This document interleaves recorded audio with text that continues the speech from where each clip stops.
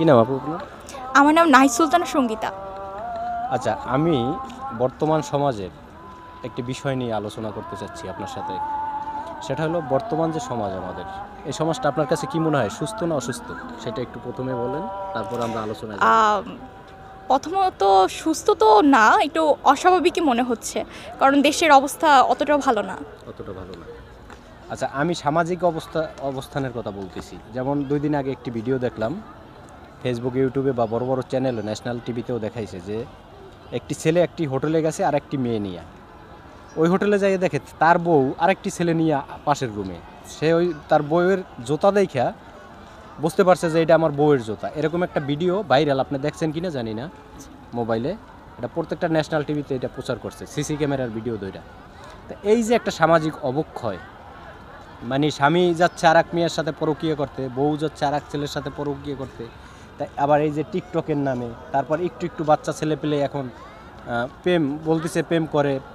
কিছু কিছু নতুন শব্দ বের হয়েছে, বয়ফ্রেন্ড, গার্লফ্রেন্ড, তারপর কি জাস্ট ফ্রেন্ড, তারপর ব্রেকআপ, তারপর কয় মাস পর বিয়ে করে আবার ডিভোর্স।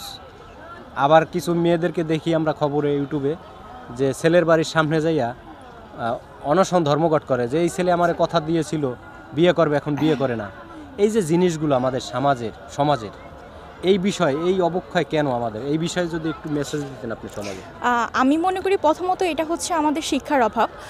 আমাদের প্রপারলি বাচ্চা কাচ্চারা হয়তো প্রপারলি পারিবারিক থেকে শিক্ষাটা পাচ্ছে না। তাছাড়া আমাদের শিক্ষা প্রতিষ্ঠান থেকেও তো শিক্ষা গ্রহণ করতে তারা প্রপারলি হয়তো সেটা নিচ্ছে না। আর মা বাবার এক্ষেত্রে সচেতন হওয়া প্রয়োজন, বাচ্চা কাচ্চা কী করছে, কাদের সাথে মিশছে, তাদের ফ্রেন্ড সার্কেল, এসব নিয়ে মা বাবার একটু সতর্ক থাকা প্রয়োজন। তাছাড়া একজন ছেলে মেয়ে হয়তো নিজের অবস্থানটা নিজেই তাকে বুঝতে হবে যে আমার জন্য কোনটা ভালো নাকি কোনটা খারাপ, এটা নিজেকে বুঝতে হবে। এই আর যে বিষয়টা, এটা তো বাচ্চাদের বললেন, যে বিষয়টা একটু আগে বললাম যে স্বামী স্ত্রী, সে এক মেয়ে নিয়ে গেল আর তার স্ত্রী আর এক ছেলে নিয়ে গেল, এই যে একটা মানে পরকীয়া আমাদের সমাজে ছড়িয়ে যাচ্ছে, এইটা কি কারণে হচ্ছে এই মেসেজগুলো? মানে এটা আমাদের সমাজে, এটা তো খুব ভয়ঙ্কর একটা বিষয় না? এই ব্যাপারে এটা আসলে মানে একটা বিশ্বাসের বিষয়। আমি আমার যে পার্টনার তাকে যদি আমি বিশ্বাস না করি, মানে এক্ষেত্রে হচ্ছে দুইজনকে টাইম দিতে হবে, দুজনকে বুঝতে হবে। এখন যদি এখানে মানে সম্পর্কের মাঝে যদি বিশ্বাস না থাকে, কেউ কাউকে যদি টাইম না দেয়, তাহলে তো এরকম। এটা আমাদের রাষ্ট্রীয়ভাবে এই অবক্ষয়টা রাষ্ট্রীয়ভাবে হচ্ছে কিনা, মানে আমাদের দেশের কৃষ্টি কালচার, মনে করেন এই যে কিছু কিছু নাটক সিনেমায় এখন এমন এমন জিনিস ছেলেমেয়েদেরকে ইফটিজিং, ধর্ষণ করা শিখায় নাটক সিনেমায়। যেমন সারা পৃথিবীব্যাপী এখন আপনার যেই হিংস্র মুভিগুলো হিট হয়ে যাচ্ছে, মনে করেন এই যে অ্যানিম্যাল ছবি, হিংস্র, এটা হিট হয়ে গেল। এই যে পুষ্পা, যেখানে নায়কের যেই অভিনয়টা, সেখানে ভিলেনের কাজকে দেখানো হয়েছে হিরো বানাইয়া।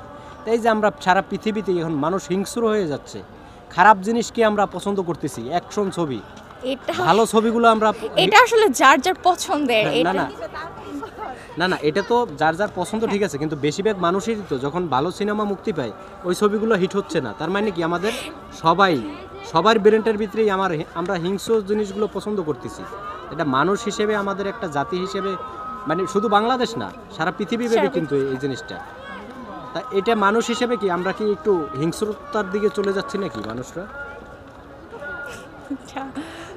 মনে করেন এই যে বাংলাদেশে তুফান মুভিটা শাকিব খানের, এটাও হিট হয়ে গেল, এটাও কিন্তু একটা অ্যাকশন মুভি।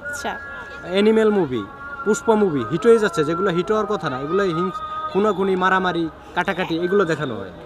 এটা তো সামাজিক অবক্ষয়। এখানে যদি যারা হচ্ছে মিডিয়া রিলেটেড কাজ করে, তাদেরকে তো ভেবেচিন্তে কাজ করতে হবে। দর্শকরা হয়তো নিচ্ছে দেখেই, এইসব জিনিস নিচ্ছে দেখে তারা বেশি বেশি করছে।